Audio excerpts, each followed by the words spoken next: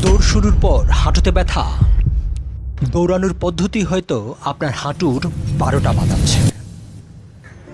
দৌড় শুরুর 5 মিনিটের মাথায় অনেকের হাঁটুতে ব্যথা হয়।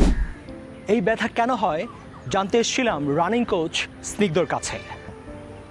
স্নিগ্ধ, যারা নতুন দৌড়ান, দৌড় শুরু করার পরপরই তাদের হাঁটুতে একটা ব্যথা অনুভব করেন, এটা কেন হয়? ব্যথা অনুভব করার অনেকটা কারণ আছে। অনেক কয়টা কারণে মেইন রিজন হতে পারে তার হয়তো বডির ওভারওয়েট একটু, অথবা অনেক দিন পরে দৌড় শুরু করছে যার কারণে বডির ওই লোডটা হাঁটু নিতে পারতেছে না।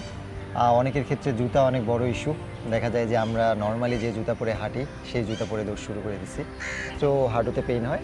এবং আরও কিছু কারণ আছে, যেমন রানিংয়ের posture is a main important things. কারণ দৌড়েরও একটা সার্টেন রিদম আছে, সেই রিদম যদি ব্রেক হয় তখনও হাঁটুর উপর পেইন পড়ে। তো সেই ক্ষেত্রে আপনি একটা বলেন, জুতার কথা বললেন, যে জুতাটা আসলে সিলেক্ট করবে কিভাবে? জুতা অনেকেই আমরা মনে করি যে জুতা অনেক ফ্যান্সি হতে হবে, ব্যাপারটা এমন না। অনেক দামি হতে হবে, ব্যাপারটা এমন না। বাট জুতাটা আপনার আসলে কমফোর্টেবল হতে হবে, সেটা রাইট কুশনিং থাকতে হবে এবং রানিংয়ের পশ্চারটাকে অ্যালাইন করে এমন জুতা হতে হবে।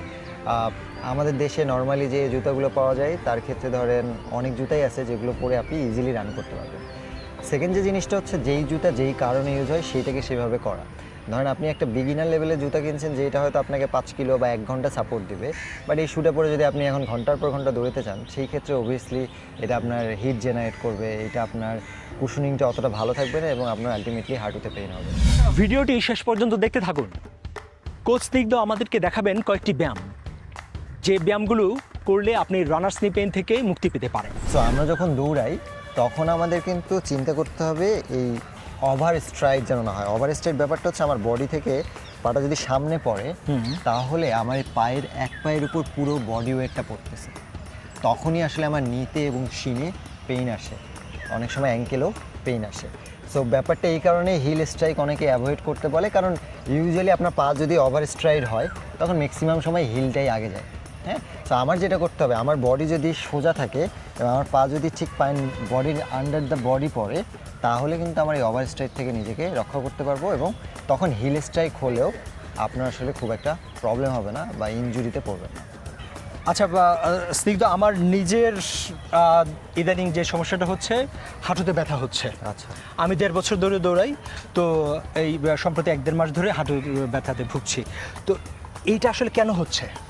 হাঁটুর ব্যথা অনেক ধরনের, তার মধ্যে ধরেন যে রানার্স নিয়ে এক ধরনের হাঁটুর ব্যথা খুব কমন পেন, যে প্যাটেলার আশেপাশে ব্যথা করে। হ্যাঁ, এবং এটা দেখা যায় যে দৌড়ানোর কিছুক্ষণ পরেই পেন শুরু হয়। হ্যাঁ, তো রানার্স নিয়ে হতে গেলে আপনার যদি 1.5 বছর ধরে দৌড়ান, এই ক্ষেত্রে আমার মনে হয় যে আপনার অনেক দ্রুত অনেক বেশি হয়তো দৌড়ানো হয়ে গেছে কোনো কারণে, আর আপনি নিজেকে একটু বেশি এফোর্ট দিয়ে ফেলছেন উইদাউট প্রিপারেশন। আপনি হওয়ার মেইন কারণ হচ্ছে তারা নিজেকে একটু ওভার পুশ করে। এর বাইরেও কারণ হচ্ছে হয়তো আপনার বডি অনেক ফ্যাটিক ছিল এবং আপনি ঠিকমতো কুল ডাউন বা ওয়ার্ম আপটা করেননি, যে কারণে অনেক সময় রানার্স নি হয়ে থাকে, আর আপনার একটু ওভার ওয়েট হয়ে গেছে।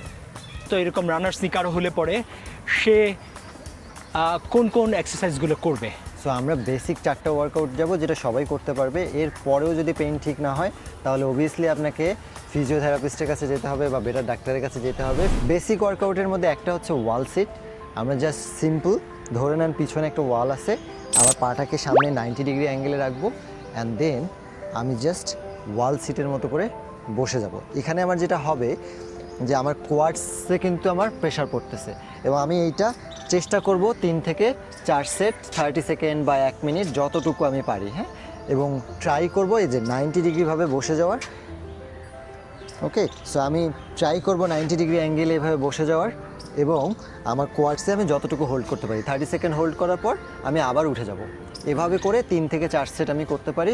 এটা একটা ওয়াল এক্সারসাইজ যেটা করলে আপনার কোয়াডস অনেক স্ট্রং হবে এবং আমার নি পেইনটাও দেখা যাবে যে অনেকটা কমে যেতে চাচ্ছে। সেকেন্ড ওয়ার্কআউটটা ক্লোজ টু স্কোয়াট। এই পজিশনে আমরা একদম বেসিক যাচ্ছি, যেটা যেন সবাই করতে পারে। সো আমরা সিমিলার এই স্কোয়াট পজিশনেই থাকবো। হ্যাঁ, থাকার পর আমি সাইড টু সাইড মুভ করব, আমাকে একটু মুভমেন্ট অ্যাড করতে হবে। হ্যাঁ, কারণ আমার মাথায় রাখতে হবে যে আমি যেহেতু রান করতেছি, আমার এই হাঁটুতে যাতে সাইড ওয়াইজ মুভমেন্টে পেইন ফিল না করে। সো আমি সিমিলার স্কোয়াট পজিশনে ল্যাটারাল ওয়াক করব। আমরা সিঙ্গেল লেগের উপর দাঁড়াবো, রাইট নি আপ। এরপরে আমরা যেটা করব, আমি রাইট নিটাকে পিছনে বেন্ড করবো। দেখুন এটা করার কারণে কিন্তু আমার নির পশ্চারটাকে সার্টেনলি সাইডে মুভ হচ্ছে, হ্যাঁ, এবং এইটাই আমার স্টেবিলিটি করবে, স্টেবল করবে আমার নিটাকে ডিউরিং রান। আমি আসবো 1, আমি আবার যাব 2, 3, 5 থেকে 6 বার আমরা করব। করার পর 1 মিনিট রেস্ট নিব, রেস্ট নেওয়ার পর আবার 2 সেট করব। এভাবে করে 3 সেট, টোটাল 3 সেট আমরা করতে পারি। ফোর্থ আমরা একটা বেসিক ওয়ার্কআউট করতে পারি, সেটাও হচ্ছে লাঞ্জেস। লাঞ্জেসটাতে আমরা হোল্ড করব, আমরা পিছনে ঠিক আমার যতটুকু যায়, যাওয়ার পর আমি 90 ডিগ্রি অ্যাঙ্গেলে ট্রাই করব আমার কোয়াডসে যেন স্ট্রেচ পড়ে, এবং আমি গ্র্যাজুয়ালি নিটাকে আস্তে আস্তে গ্রাউন্ডে টাচ করব। অ্যান্ড আপ, স্লোলি এগেইন যাব, অ্যান্ড আপ, আবার স্লোলি যাব, অ্যান্ড আপ। এভাবে আমি অ্যারাউন্ড 8 থেকে 10 বার করে 3 সেট করব, অর্থাৎ 8 থেকে 10 বার করব। করার পর আমি 1 মিনিট বা 1.5 মিনিট রেস্ট নিব, রেস্ট নেওয়ার পর আবার 8 থেকে 10 বার করব, রেস্ট নিব, আবার 8 থেকে 10 বার করব। এভাবে 3 সেট করব। এই 4টা ওয়ার্কআউটই আমরা যদি রেগুলার করি সার্টেন রেস্ট নেওয়ার পর, তাহলে দেখা যাবে যে আপনার রানার্স নিটা অনেকটাই রিকভার হয়ে গেছে। আপনার কি রানার্স নি পেইন আছে অথবা ইনজুরিতে ভুগছেন? কমেন্টে জানিয়ে যান। আমি হাসাস পার্ক, subscribe, follow and happy running. Happy running.